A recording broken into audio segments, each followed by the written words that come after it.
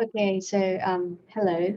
I'm Suriyaporn Eamvijit from the Department of History, Philosophy, and Literature, Thammasat University. And the title of my presentation today is Healing Art in the Time of Crisis. Vathanaphum Laisavanchai's Mental Birth as a therapeutic documentary. This presentation is given at the national and international conference organized by the Faculty of Arts, Liberal Arts, Thammasat University on 26 to 27 July 2022. So here's my abstract. So basically, I'm working on an experimental documentary titled Metaverse, launched earlier this year as part of Bangkok Design Week. The documentary is about the mental illness of three people from three different generations. The main theoretical frameworks of this presentation are first, the political approaches towards depression propounded by Mark Fisher, Eric Fromm, and Rahel Jackie. And secondly, the concept of healing design, healing architecture, propounded by Christopher Day. My main focus here is on how the director utilizes the venue design and the cinematographic techniques to challenge common notions of depression as a mere personal illness, but rather the intertwining personal, medical, social, and political conditions. And moreover, the documentary offers the alternative way to think about depression, not as just something to be completely eradicated by medications, but as a lifelong journey on how to cope with mental illness, mental distress in a kind and friendly way. So this is my outline. Roughly, I'm going to talk about common perceptions of mental illness. Secondly, I'm going to talk about Mark Fisher, Rahel Jackie, and Rick Fromm, and on how to perceive depression and treating depression as a socio-political phenomenon. And next, I'm going to talk about how the documentary Metaverse challenges common perceptions of mental illness and through the venue design and the cinematographic technique and conclusion. So first of all, I'm going to briefly trace the history of how depression is perceived throughout the history. So first of all, the earliest written accounts of what is known as depression appear in the around Mesopotamia. In this writing, during that time, depression was discussed as a spiritual rather than a physical condition. So it was believed to be caused by demonic possession. So it was dealt by priests rather than physicians. So next, during the 18th and 19th centuries, depression came to be viewed as a weakness in temperament that was inherited. It's human nature for some and cannot be changed. So the result of this belief was that people with these conditions should be shunned or locked up. And during the 1970s, the medical model of mental disorders emerged and suggested that all mental disorders are primarily caused by physiological factors. The medical model views mental health conditions in the same way as other physical illness. So it should be treated with a proper medication. And this idea played an important role in the development and increased use of antidepressants in the treatment of depression. But you can see that these views I mentioned earlier seem to focus on this illness as something personal. But later on, there are many scholars that try to discuss whether mental health is a personal or medical or social problem. So Mark Fisher, a British theorist, states in his book Capital Realism that what is needed now is a politicization of mental health. And this goes along with what the Frankfurt School discussed years ago in the concept of social pathology. And this also goes along with Rahel Jackie's book called Alienation that she develops from the concept of alienation propounded by Karl Marx. She points out that there is something deeply wrong with a society where those who are based off are still unhappy. and that the solution may not be just to redistribute resources, but to change the social structure and produce misery. So as a result, contemporary scholars tend to reject the dichotomy between social and individual when it comes to mental illness.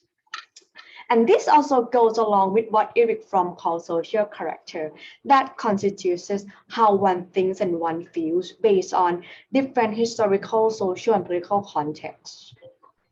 And the next idea I'm going to talk about is how how mental verse discuss this idea differently, like from other notions of mental illness. In mental verse, the director wants to discuss mental illness in various dimensions and therefore attempts to create the viewing experience that contains more sensory perception than just the eye. If you see from the background here, this is a screening venue that is designed like a big bedroom where the audience can move anywhere they like. Before they can enter the room, they will have to walk a bit to the passageway and up the stairs. This venue design can be read through the lens of architectural psychology propounded by an architecture scholar, Christopher Day, in his book. They point out the relationship between physical and mental peace. At the screening venue of mental verse, the steps and passageway to the screening room works as a corridor or a transitional passageway to a preparatory new experience. So the audience feel like a break from the outside world to another world. Moreover, the use of free space here, you can see here, means that the audience can adjust the comfortable space. They can sit in the middle of the room or the corner of the room. They can sit by themselves or they can sit closer to the audience.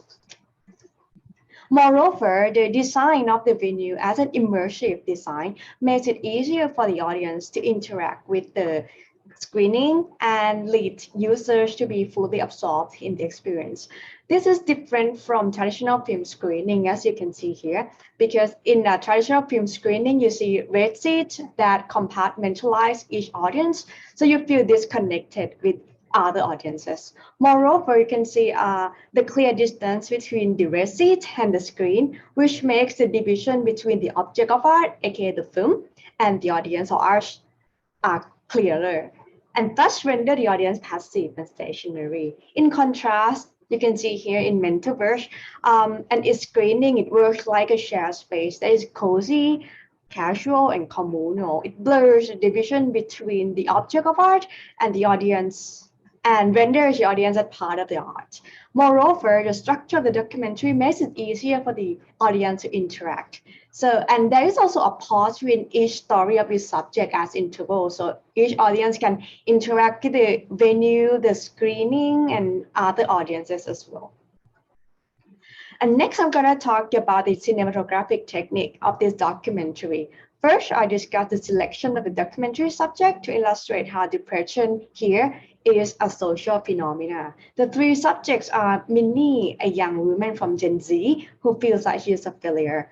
Next is Fun, who is a middle-aged man from Gen Y who struggles with his sexual identity and with his self-hatred, and Manny, who was a victim of domestic violence.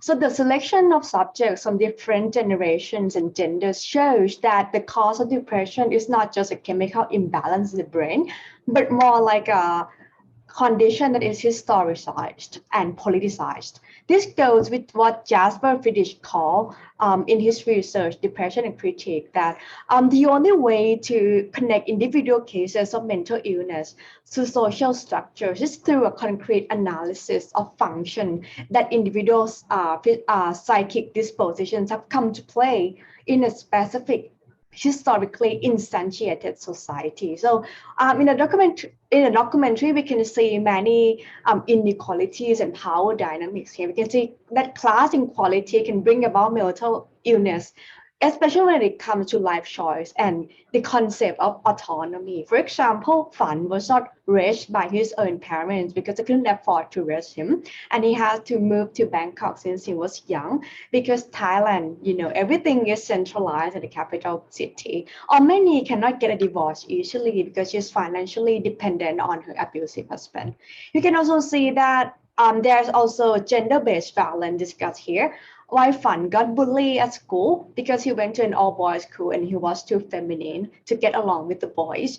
Many had to be subservient to her husband because she was told that a wife must obey her husband, and divorce is a big taboo back then.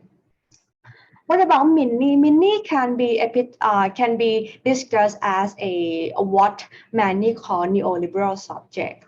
In the story, she seems like a person with no problems. She's in a middle class family. She made it to the top-notch school and university in Thailand, but she suffers. This distress goes along with what Rahel Jegi sees as the middle class unknown. Mental illness is not just about wealth distribution, but the ability to have oneself at one's command. Many, like most students in Thailand, do not have many choices when it comes to academic or career dreams. So she has to follow what public opinions or her parents consider good. The idea also emphasized by Byung-Chun Han's book titled The Burnout Society. He argues that burnout is the characteristic psychological element of our time because we think there is only one way to pursue happiness, and that only way is to follow the path of capitalism. Apart from the politicization of depression, the documentary shows that mental illness can manifest itself in several ways through the story of each subject. The audience will see different symptoms, different causes, different treatments, and different paths to recovery. And apart from that, Metaverse attempts to empower the subjects by transgressing from conventional documentary. Generally, most documentary will focus on something like the voice over the narrator over different subjects. However, this documentary is done in a casual interview. So the subjects have full autonomy and control over their narratives. And during the interview, the subjects were given a camera to take photos of whatever related to their mental health and present it to the director. In this way, the subject can be considered not just the subject of the film, but the creator of this film as well as their own narrative. Moreover, Manny is actually the mother of the director himself. So the interview between the two reveals that the director himself suffers from mental illness too, and thus renders himself the fourth subject of the film. The immersive design of this documentary also renders the audience as the listener and the creator, since they can take photos during the break of the session and can also discuss the film without the audience. Therefore, the conversation and the attempt to listen or understand other people can happen in this venue. So, in conclusion, Metaverse is a documentary that designs new viewing experience to the audience and encourages the audience to see people with mental illness in a different way and maybe learn to have more empathy towards other people.